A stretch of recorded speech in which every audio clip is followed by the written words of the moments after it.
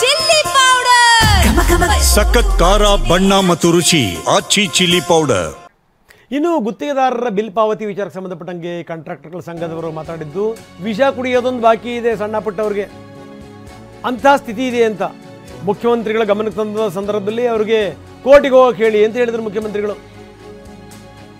ಆದರೆ D K Shivakumar ಗುತ್ತಿಗೆದಾರರ ಜೊತೆಗೆ ಇವತ್ತು ಮೀಟಿಂಗ್ ಕರೆದಿದ್ದಾರೆ. ಮಧ್ಯಾಹ್ನ ಬನ್ನಿ ಮಾತಾಡೋಣ, ನಿಮ್ಮ ಸಮಸ್ಯೆಗಳನ್ನು ಬಗೆಹರಿಸ್ತೀವಿ ಅಂತ.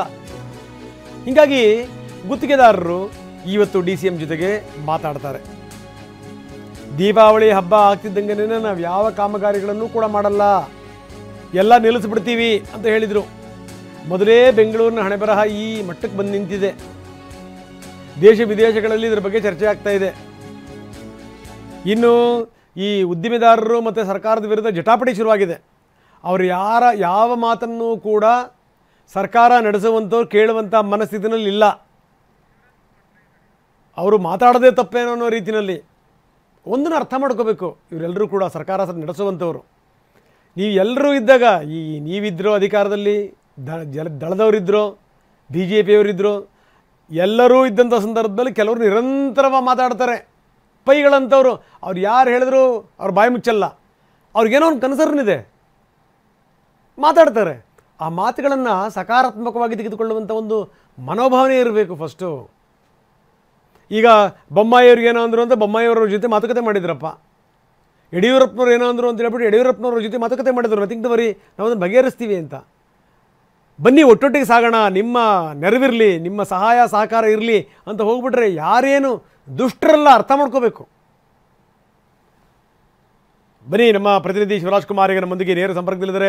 ಶಿವರಾಜ್, ಭಾಳ ಗಮನಿಸಬೇಕಾದಂಥ ಸಂಗತಿ ಬಹುಶಃ ಏನು ಅಂತಂದರೆ, ನೋಡಿ, ಹಿಂದಿನ ದಿನಗಳನ್ನು ನಾವು ಜ್ಞಾಪಿಸ್ಕೋಬೇಕು. ಶಿವರಾಜ್, ಹಿಂದೆ ಇದೇ ರೀತಿ ಗುತ್ತಿಗೆದಾರರು ಮಾತಾಡಿದಂಥ ಸಂದರ್ಭದಲ್ಲಿ ಇದೇ ಗುತ್ತಿಗೆದಾರರ ಪರವಾಗಿ, ಇದೇ ಕೆಂಪಣ್ಣವ್ರ ಪರವಾಗಿ ನಿಂತ್ಕೊಂಡು ಬ್ಯಾಟಿಂಗ್ ಮಾಡಿದಂಥವ್ರು ಇದೇ ಮುಖ್ಯಮಂತ್ರಿಗಳು, ಇದೇ ಉಪಮುಖ್ಯಮಂತ್ರಿಗಳು.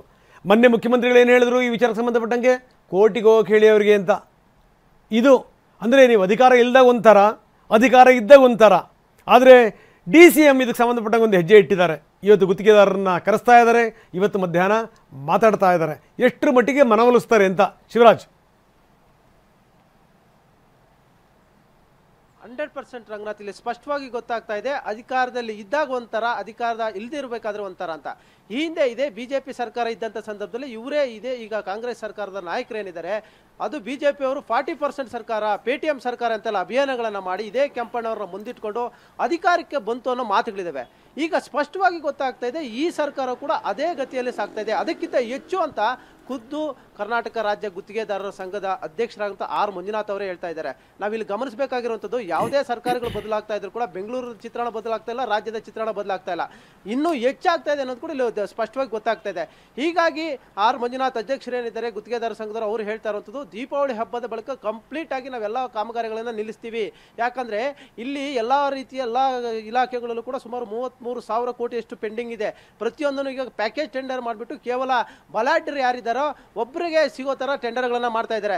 ಈ ಸಣ್ಣ ಮತ್ತು ಮಧ್ಯಮದ ಒಂದು ಗುತ್ತಿಗೆದಾರರು ಎಲ್ಲಿ ಹೋಗ್ಬೇಕು ನಾವು ಅನ್ನೋ ಒಂದು ಪ್ರಶ್ನೆ ಕೂಡ ಮಾಡ್ತಾ ಇರ್ತು. ಇನ್ನೊಂದು ಕಡೆ 50 ಲಕ್ಷ, 1 ಕೋಟಿ ಈ ರೀತಿಯಾಗಿ ಕಾಮಗಾರಿಗಳನ್ನ ಮಾಡಿರೋರು ಸುಮಾರು 3 ವರ್ಷಗಳಿಂದ ಅವರಿಗೆ ಬಾಕಿ ಬಿಲ್ ಬಂದಿಲ್ಲ. ಅಂಥವ್ರ ಕುಟುಂಬಗಳು ಈಗ ವಿಷ ಕುಡಿದು ಸಾವಬೇಕು ಅನ್ನೋ ಪರಿಸ್ಥಿತಿಯಲ್ಲಿದ್ದಾರೆ. ಇನ್ಮೇಲಾದರೂ ಎಚ್ಚೆತ್ಕೊಳ್ಬೇಕು. ನಾವು ಪದೇ ಪದೇ ಸಿದ್ದರಾಮಯ್ಯ ಅವ್ರಿಗೂ ಹೇಳ್ತಾನೆ ಇದ್ದೀವಿ. ಎಲ್ಲೋ ಒಂದು ಕಡೆ 50,000 ಕೋಟಿಯಿಂದ ಈಗ 33,000 ಕೋಟಿವರೆಗೂ ತಂದಿದ್ದಾರೆ. ಅದನ್ನು ಕೂಡ ಬಿಡುಗಡೆ ಮಾಡೋಕ್ಕೆ 2 ವರ್ಷ 3 ವರ್ಷ ಆಗ್ತಾ ಇದೆ. PWD department, irrigation, UD department, ಪ್ರತಿಯೊಂದು ಡಿಪಾರ್ಟ್ಮೆಂಟ್ ಅಲ್ಲೂ ಕೂಡ ಸುಲಿಗೆ ಮಾಡ್ತಾ ಇದ್ದಾರೆ. ಮತ್ತೊಂದು ಕಡೆ 40% ಹೆಚ್ಚಾಗಿ ಹಣ ತಗೊಳ್ಳೋದು ಬೇರೆ, ಮತ್ತೊಂದು ಕಡೆ ಬಾಕಿ ಬಿಲ್ ಹಣನೂ ಕೂಡ ಬಿಡುಗಡೆ ಮಾಡ್ತಾ ಇಲ್ಲ. ಹೀಗಾಗಿ ನಾವು ಅದನ್ನ ನಿಲ್ಲಿಸ್ತೀವಿ ಅಂತ ಹೇಳ್ತಾ ಇದ್ದಾರೆ. ಇದಕ್ಕಾಗಿ ಇವತ್ತು DCM DK ಶಿವಕುಮಾರ್ ಒಂದು ಸಭೆಯನ್ನು ಕರೆದಿದ್ದಾರೆ. ಮಧ್ಯಾಹ್ನ ಎಲ್ಲಿ ಈ ಒಂದು ಸಭೆಯನ್ನು ಕೂಡ ಸ್ಥಳವನ್ನು ನಿಗದಿಪಡಿಸಿಲ್ಲ, ಆದರೆ ಅವರೊಂದಿಗೆ ಮಾತನಾಡಿ ಬಹುಶಃ ಒಂದಷ್ಟು ಹಣವನ್ನು ಬಿಡುಗಡೆ ಮಾಡುವಂತ ಸಾಧ್ಯತೆ ಇರುವಂತದ್ದು. ರಂಗನಾಥ್, ಓಕೆ, ಧನ್ಯವಾದ ತಮ್ಮೆಲ್ಲ ಮಾಹಿತಿಗೆ.